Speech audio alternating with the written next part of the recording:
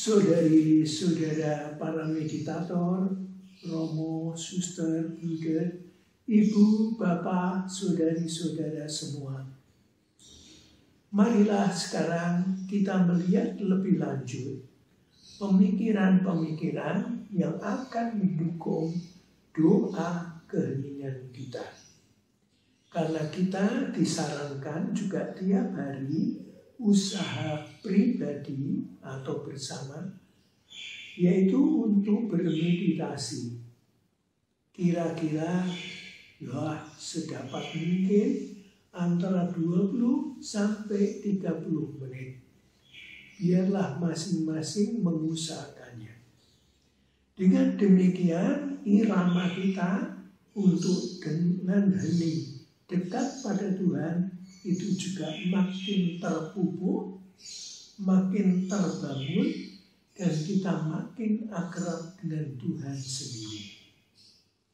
Tadi sudah kita lihat, yaitu kita memang diundang oleh Tuhan untuk doa hening.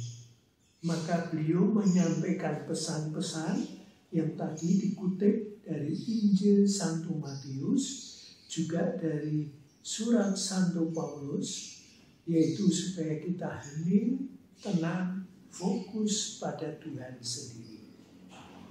Nah, sekarang kita melihat lebih lanjut, yaitu di dalam doa hening, kita itu tak mencari apa-apa yang duniawi. Kita justru mencari lebih dahulu kerajaan Allah. Apa itu? Bukan sesuatu daerah atau peta bumi atau apa, tapi yaitu bahwa Tuhan meraja. Tuhan adalah rajanya. Dan itu berarti apa? Kita berhubungan dengan Tuhan, terbuka pada kehendaknya. Dan terutama pesan kehendak Tuhan tak lain tak bukan, yaitu kita hendaknya mengasihi Tuhan dan sama dengan itu mengasihi sesama. Bila ini kita hayati, itulah kita ada dalam kerajaan Tuhan.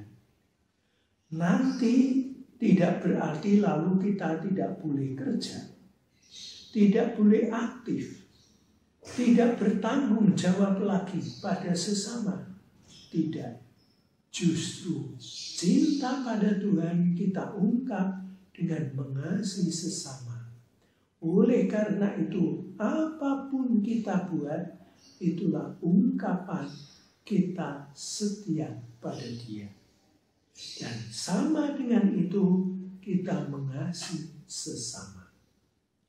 Nah, sekarang kita lihat lebih lanjut. Waktu kita berdoa hening, pertama-tama itu adalah doa hati. Maka kita diam, kita masuk dalam lubuk hati kita terdalam, dan dari hati terdalam kita berdoa pada Tuhan. Oleh karena itu, kita dalam sikap juga kelihatan kita makin tidak lekat. Apapun kecanduan, kelekatan, ketagihan, kita lepaskan. Dan kita hanya datang pada Tuhan, kita hanya rindu pada Dia, rindu melaksanakan kehendaknya. Dan ini, tradisi ini, itu selain di gereja, tapi kita ternyata tertolong karena ada sekian orang, saudara-saudari kita, di dalam gereja sejak zaman dulu, itu sungguh-sungguh mencari Tuhan, ingin dekat. Maka pada waktu itu mereka justru diam. Dan menarik, kalau kita perhatikan, kita orang-orang timur, ternyata tradisi kita juga di Indonesia ini, ada begitu banyak orang menenangkan diri, menyepi. Dan di situ, di dalam tempat yang sepi, mereka meninggalkan segala kelekatan-kelekatan. Mereka berdoa, ya Tuhan, tapi kita tidak lekat lagi. Tak kecanduan, tidak ketagihan apa-apa. Tapi hanya Tuhan yang kita cari.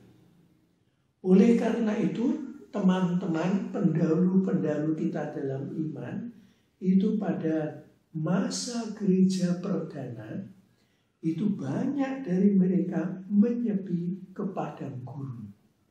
Justru untuk mencari, untuk dekat pada Tuhan. Dan untuk itu pendahulu-pendahulu kita menemukan cara, yaitu berdoalah secara sederhana. Mereka antara lain pinjam istilah dari Mazmur. Ya Tuhan, bersegeralah, lepaskan aku dan tolonglah aku, ya Tuhan. Itu dikutip dari Mazmur 70 ayat 1. Maka ini menjadi rumusan sikap. Dan ini boleh dipakai, diulang-ulang, ibaratnya menjadi mantra, menjadi ucapan doa. Nah, di situ dengan terus mengulang-ulang ini, apa yang terjadi? Kita tertolong, pikiran kita tak kemana-mana, tapi fokus pada Tuhan sendiri. Dan kerinduan kita akan dirinya. Nah, inilah sebetulnya dari gereja perdana.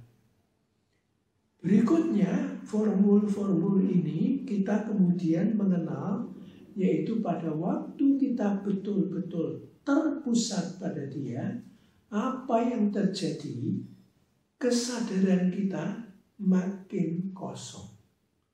Tidak tertarik ini, itu harus begini, harus itu. Tidak. Kita makin sederhana. Oleh karena itu juga dalam doa hening kita itu makin menjadi miskin. Makin tidak lekat macam-macam, tidak tertarik, tak mencari macam-macam. Sederhana saja.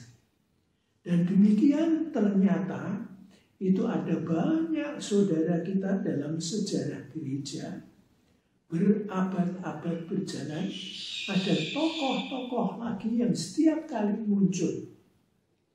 Kita ingat antara lain pada abad ke-14 itu ada seorang yang begitu mencintai Tuhan dan menyukai doa hening.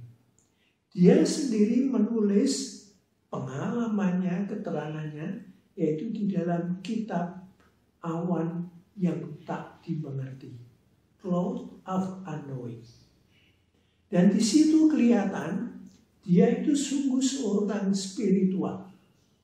Maka dia tidak ribut, bukunya itu harus diberi nama, enggak. Biar orang mempelajari, mengikuti jejaknya, makin akrab, dekat dengan Tuhan. Itu yang dia lakukan. Oleh karena itu di situ kita lihat rupa-rupanya kalau hidup rohani kita pupuk dengan doa hening, maka kita makin tidak lekat, makin sederhana, makin menjadi miskin. Hartanya tak lain tak bukan adalah Tuhan sendiri, cinta kasihnya, kerajaan Allah. Itulah yang dicari. Nah, itulah menjadi pautan hati para meditator. Dan lebih lanjut, kita lihat ternyata tokoh-tokoh hidup rohani ada banyak. Dari Jerman, kita kenal seorang yang namanya Mr. Eckhart. Beliau ini juga menulis tentang hidup rohani. Ada buku-bukunya. Kalau minat boleh. Tapi kalau tidak pun intinya sudah Anda tangkap. Lalu di antara teman-teman Karmel, tarekat Karmel, kita kenal ada Yohanes Salim, John of the Cross. Kita kenal juga Teresa Avila. Lalu ada tokoh-tokoh lain lagi, Agustinus Baker. Dan dari kalangan biarawan-biarawati Trappist, kita kenal ada seorang biarawan mistikus juga, namanya Thomas Merton. Dia tidak menulis banyak, tapi singkatan-singkatan tulisannya itu sungguh-sungguh sangat dalam. Nah, mereka ini gayanya berbeda-beda, tapi intinya sama. Sederhana itu diam di hadapan Tuhan. Nah, semua aliran-aliran ini itu ada istilahnya apopatik. Artinya tidak banyak kata-kata. Tadi kita ingat Yesus pesan, kalau doa jangan bertele-tele. Sederhana saja datang pada dia. Apopatik. Nah, nanti kebalikannya itu ada, yaitu katapatik. Yaitu berdoa dengan banyak kata-kata. Ini dan itu, lalu doa ini, doa itu. Nah, ini sering terjadi kita seperti itu. Tapi kita, para meditator MK, meditasi Kristiani, kita memilih seturut guru kita, Romo John Main, yaitu kita masuk doa apopatik. Tidak banyak kata. Maka doa kita menjadi makin hening. Lalu ada satu tokoh lain lagi yang bisa kita simak, kita perhatikan, yaitu Yohanes Cassianus. Beliau ini juga mencari Tuhan, dan antara lain dengan Germanus, mereka berdua pergi ke Bethlehem. Coba cari-cari keterangan, apakah ada sesuatu di sana yang bisa menjadi contoh pegangan. Tapi di sana mereka tak menemukan. Lalu mereka tanya-tanya, ada orang-orang memberitahu, pergilah ke padang gurun. Nah, oleh karena itu mereka ketemu dengan para pertapa padang gurun. Di sanalah antara lain ditemukan yaitu Yohanes Cassianus, yang antara lain syukur beliau itu punya hobi mencatat. Maka dicatatnya pengajaran Abbas Ishak. Nah, itulah yang kemudian diambil oleh Romo John Main, dan itu diambil pengajarannya, yaitu doa yang sederhana. Dan demikian lalu Romo John Main menemukan untuk orang-orang abad-abad mutakhir ini, yaitu doa hening. Doa tanpa banyak kata, dan lalu sekarang kita kenal yaitu tradisi meditasi Kristiani. Nah, demikianlah beberapa hal, dan lalu bisa Anda kenal juga Romo Lawrence Freeman, moderator meditasi Kristiani, yang juga sempat berkeliling ke negara kita, dan banyak rekan pernah mengalami beliau. Itulah beberapa yang kiranya bisa membantu kita. Dan nanti kalau Anda bingung, tanya-tanya, carilah teman-teman dari kelompok meditasi Kristiani. Tanyalah pada mereka. Baik, sekarang kita tutup dengan doa penutup.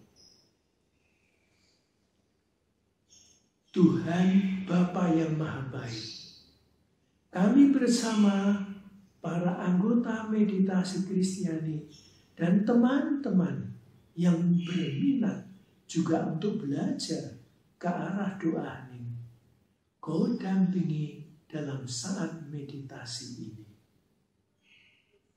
Perkenankan pada hari-hari mendatang, kami pun juga tetap setia meluangkan waktu di hadapan-Mu, karena Engkau sendiri lebih dahulu setia mendampingi, mengasihi kami. Oleh karena itu, Tuhan yang Maha Kasih, dampingilah kami semua, anak-anak-Mu yang rindu akan Dikau. Limpahkan perlindungan, tuntunan-Mu, dan biarlah Kau berkati kami semua dan rekan-rekan yang mendukung kami, dalam nama Bapa dan Putra dan Roh Kudus. Amin. Dengan ini meditasi kita sudah selesai. Sampai jumpa lagi.